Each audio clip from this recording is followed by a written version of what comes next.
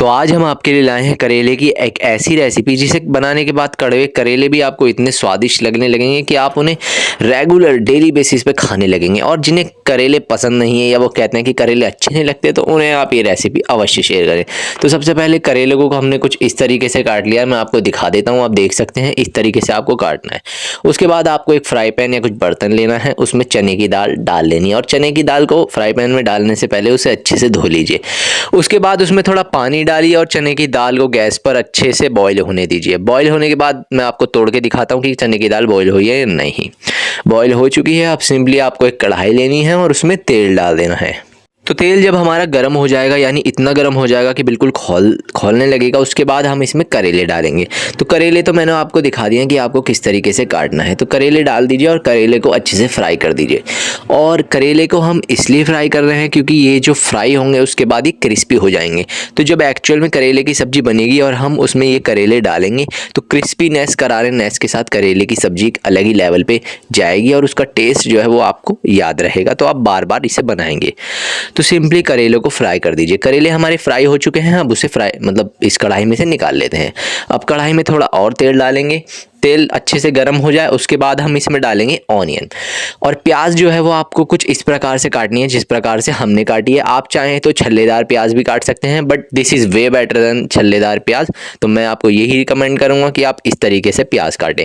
प्याज को जब तक फ्राई करना है जब तक ये ब्राउन कुछ इस प्रकार से ना हो जाए। अभी भी थोड़ा और फ्राई करना बचा है तो थोड़ा और फ्राई करते हैं इसे। उसके बाद इसका फाइनल फॉर्म मैं आपको दिखाऊंगा।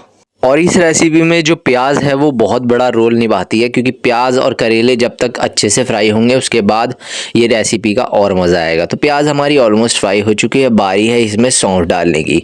सौंफ ये आपको बाज़ार से मिल जाएगी। हमने डाल दी है कम से कम 1.5 चम्मच सौंफ है ये। आपको भी इतनी डालनी है अगर आप ज़्यादा क्वान्टिटी में करेले बना रहे हैं तो। सौंफ डालने के बाद हम इसमें डालेंगे कलौंजी। कलौंजी अवश्य डालें, इसमें भूलें ना। ये भी आपको अपने घर पे इजी टू अवेलेबल मिल जाएगी। कलौंजी डालने के बाद, कलौंजी देख सकते हैं ऑलमोस्ट हमने वही 1 चम्मच डाली है। तो कलौंजी डालने के बाद हम इसमें जो डालेंगे अचारी मसाला। तो अचारी मसाला जो है वो इस रेसिपी की जान है, तो अचारी मसाला को डालना ना भूलें। अचारी मसाला आपको बाज़ार से मिल जाएगा या आपको घर पे बनाना है तो आप यूट्यूब पे वीडियो देख सकते हैं कि अचारी मसाला कैसे बनाते हैं। होता कुछ नहीं है उसमें, उन्होंने जस्ट अचार का मसाला होता है, पिकल का, बेसिक पिकल का, like mango pickle something like that, उसका होता है। तो हम अचारी मसाला डाल देंगे। ये आपको बाज़ार से पैकेट मिल जाएगा, 10-20 रुपए का आता है, आप ख़रीद सकते हैं। अचारी मसाला डाल दिया है। अब सिंपली चमचे से इन मसालों को अच्छे से चलाइए। और जो अन्य मसाले डालेंगे वो हम घर के मसाले ही डालेंगे, जैसे हल्दी। सबसे पहले हल्दी डालेंगे आधी चम्मच। आपको भी हल्दी की क्वांटिटी आधी चम्मच ही रखनी है। जो इसमें ज़्यादा क्वांटिटी का मसाला डलेगा वो डलेगा धनिया पाउडर। देख सकते हैं धनिया पाउडर हमने पूरी चम्मच भर रखा है, कम से कम 1.5 चम्मच होगा ये डालेंगे। और जो लाल मिर्च पाउडर है मैं आपको रिकमेंड करूंगा कि वो आप इसमें कमी डालें, क्योंकि यदि लाल मिर्च ज़्यादा डल गई तो इस रेसिपी का जो टेस्ट है वो बहुत ही ज़्यादा बिगड़ सकता है। तो लाल मिर्च कम डालें, पर हमने 1 चम्मच डाली है। अब हम इसमें डालेंगे स्वाद अनुसार नमक। और नमक जैसे ही डाल देंगे उसके बाद चमचे से आपको सिंपली अच्छे से प्याज के साथ इन सारे मसालों को मिला देना है।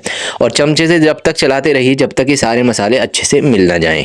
तो सारे मसाले डाल दिए हैं। अब सिंपली इसको पकने देंगे। और इसमें पकने में कोई जल्दबाजी आप ना करें, क्योंकि ये रेसिपी का मेन आइटम है। यदि आपने यहाँ पे जल्दबाजी दिखा दी, समझ लो मतलब गैस आप तेज़ कर रहे हो, कम कर रहे हो, वो सब ना करें। अब इसमें हमने थोड़ा सा पानी डाला है। पानी डालने के बाद इसको अच्छे से पकने दें। उसके बाद जब ये थोड़ा पक जाएगा हम इसमें चने की दाल डाल देंगे। और ये थोड़ा पक चुका है तो चने की दाल डाल दी है। और याद रखें चने की दाल को आपको पहले उबाल लेना है, उसके बाद डालनी है, जब भी चने की दाल अच्छी रहेगी, वरना कच्ची कच्ची लगेगी। चने की दाल डाल दिया। अब इसको पकने देंगे मीडियम फ्लेम पर कम से कम थोड़ी देर और। फिर इसमें करेले डालेंगे। करेले डाल दिए हैं हमने, देख सकते हैं करेले भी फ्राई हो चुके हैं। आप देखिए फ्राई होके ये कितने अच्छे लग रहे हैं, इनमें कलर भी आ गया है और अच्छे हो गए हैं। और यकीन मानिए गाइस, ये करेले जब आप बनाएंगे ना, आपके जो करेले के प्रति जो पर्सपेक्टिव होता है लोगों का कि करेले यू नो बहुत कड़वे होते हैं और खाए नहीं जाते, होते हैं कड़वे, बट जब आप उन्हें तरीके से बनाओगे तो खाने लायक होंगे। तो इस रेसिपी को आप अवश्य बना के देखिए। मैं आपसे कुछ लाइक और सब्सक्राइब की यहाँ पे भीख नहीं मांगूंगा, आप पहले इसे बना के देखिए। उसके बाद आप, यदि आपको पसंद आए तो आप चैनल को सब्सक्राइब कर सकते हैं। ये आपकी मर्जी है, आपकी पर्सनल चॉइस है। If you can subscribe us, और नॉट यू कैन नॉट। तो देख सकते हैं अब हमारे सारे मसाले डल चुके हैं। अब हम इसे बस ढक के पकने देंगे।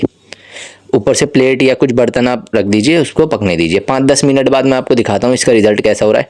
तो वाटर जो हमने डाला था, वाटर वो सारा करेला और दाल ने पानी पी लिया है, हल्का सा पानी अभी भी बचा है और ये फाइनल फॉर्म नहीं है, अभी ये थोड़ा 5 से 10 मिनट और पकी जाएगी, उसके बाद हम इसे निकालेंगे। देख सकते हैं, मैं आपको चला के दिखा देता हूँ और ये मतलब 90% अभी पक चुका है, थोड़ी देर इसे और पकने देंगे। और जो जिन लोगों को मतलब करेले की सब्ज़ी अच्छी लगती है, क्योंकि आई थिंक जो ओल्ड एज के लोग होते हैं, मतलब थोड़े बूढ़े लोग होते हैं, उनको करेले अच्छे लगते हैं, ऐसा मेरा मानना है। अब पता नहीं ये सच है झूठ है। अब हम इसमें डालेंगे खटाई।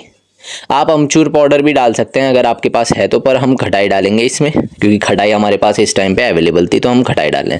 अमचूर powder is amchur powder is also the right option, but khatai is way better than amchur powder, so yes, हम खटाई डाली हमने, आप अमचूर पाउडर डाल सकते हैं।